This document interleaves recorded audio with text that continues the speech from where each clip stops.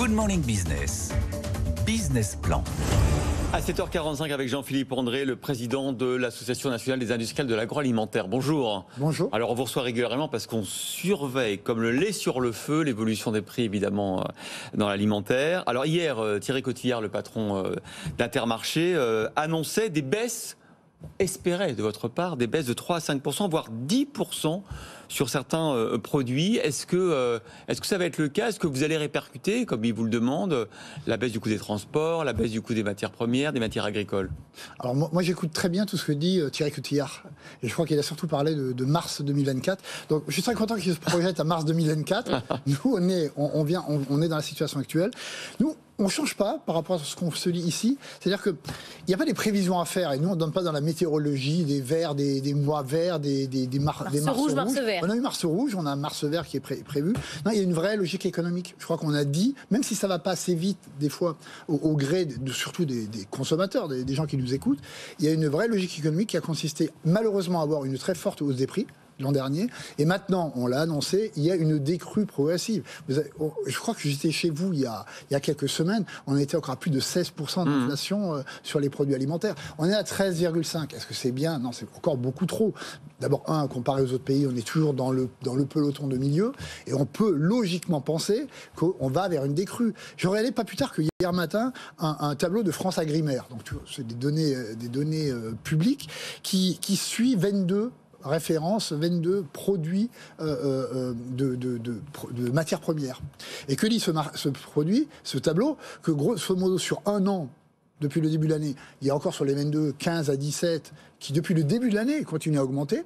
Mais à très court terme, effectivement, il y a des inversions de tendance sur une dizaine de ces produits. Donc la logique, c'est que d'ici la fin de l'année, on aura cela. De là à annoncer le résultat des négociations en 2024, je dis à Thierry Cotillard, monsieur que je respecte beaucoup, on n'en est pas là. Il est quand même très confiant parce qu'il regarde effectivement les matières premières, le transport, l'ensemble, et qui dit, clairement, on va reprendre la main. On va avoir à nouveau la puissance de négocier. Il annonce quand même carrément des baisses de prix. On n'a plus un ralentissement de l'inflation. On en est à baisse de prix. Alors, d'abord, je suis très content pour toutes les marques de distributeurs, en l'occurrence de Intermarché à mars 2024, puisque si vraiment tout baisse de 10%, eux aussi. On le verra. La deuxième chose, je crois qu'on parle, lui et nous, mais aussi les autres distributeurs, à peu près des mêmes secteurs. Oui, les pâtes sont en train d'évoluer à la baisse. Oui, l'huile de colza baisse. Oui, l'huile de tournesol baisse. La volaille est en train de baisser. Donc, sur ces prix-là, il y a une vraie logique. Mais regardez ce qu'on est en train de faire, ce qu'on a fait avec Bercy, autour de Bruno Le Maire. Sur les 75 entreprises qui se sont engagées à baisser, 80% vont le faire.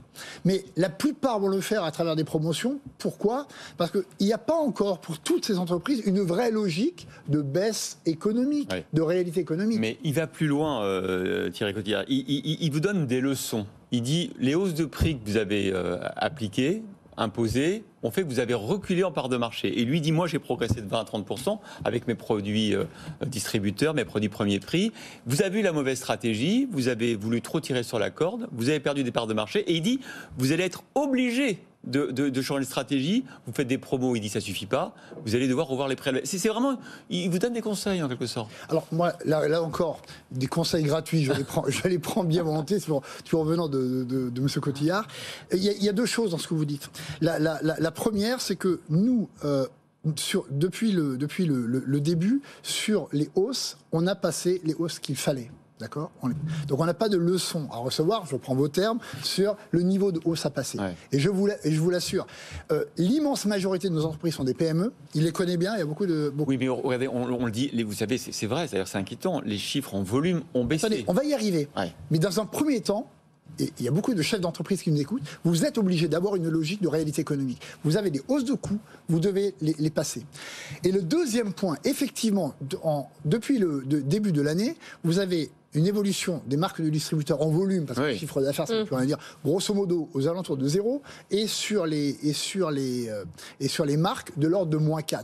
Vous comprenez bien que si on faisait ça avec un dessin, avec une vraie stratégie, ce serait contre-productif pour nous. Il n'y a pas un vendeur, producteur, industriel de grandes marques qui a intérêt à avoir ces volumes reculés. Donc, Non, on le fait correctement. Il n'y a pas d'effet d'intérêt pour nous là-dessus. Et on a tout au contraire, on continue à faire de la pub, y compris sur vos antennes. On continue à faire de l'innovation. Pourquoi ? Parce qu'on croit à la force des marques, qu'elles soient régionales, nationales ou internationales, parce qu'on n'a aucune raison de sous-estimer ces marques. Et ce que vous dites, c'est que une partie du secteur a joué sa survie et a donc dû augmenter les prix, mais que désormais, c'est fini, qu'on a atteint un palier, on a passé les hausses qu'il faudrait et on n'a pas besoin d'aller plus loin. On n'a jamais besoin, madame, d'aller plus loin que la logique économique de votre coût de production. On n'a pas besoin. Parce que si vous êtes une productrice de marque de distributeur ou vendeur de marque de distributeur, ben je fais votre jeu, je n'ai aucun intérêt à vous faciliter la vie, j'ai intérêt à faire la promotion de ma marque, je répète, qu'elle soit régionale ou nationale, et vous allez voir que tout ceci va se mettre de nouveau en place, parce qu'il y a un attachement très profond à la marque. Maintenant, au même moment où certainement, et je crois qu'il a raison, où il y aura des évolutions de reflux en termes de prix, attention, les prix 2024 pourraient reculer. Est-ce que pour autant il reviendra à 2019 ? Je vous l'ai déjà dit plusieurs fois, je n'y crois pas. Et en même temps, il faut dire qu'il y a des prix qui continuent aujourd'hui à augmenter. Le porc continue à augmenter, le sucre continue à augmenter. Donc, dans les négociations à venir, et je suis content, et on les annonce 8 mois à l'avance, il faudra avoir cette grande lucidité et de discernement, c'est un mot intermarchien qui a été lancé l'an dernier, de faire le discernement entre tout ça. Mais on a 8 mois devant nous. Hein. Oui, 8 mois, mais bon, d'ici là... Ça a commencé apparemment, déjà les négociations. Voilà, d'ici là, il ne faut pas décrocher encore plus pour les grandes marques. Moi, je pense qu'on ne décrochera pas parce qu'on est dans une vraie logique économique. Ouais. Et la marque, je vous assure, elle est sur vos tables 3 fois dans la journée. Ouais, mais sauf qu'on voit quand même chiffre des ventes depuis le début de l'année, on est à moins 10% sur l'alimentaire. C'est pas notre intérêt. Bon, bah oui, c'est pas notre intérêt. De personnes. Et en plus, vous allez voir avec Jean-Marc Vittori que ça risque d'être plus compliqué sur les baisses d'impôts, il ne faut pas trop y compter.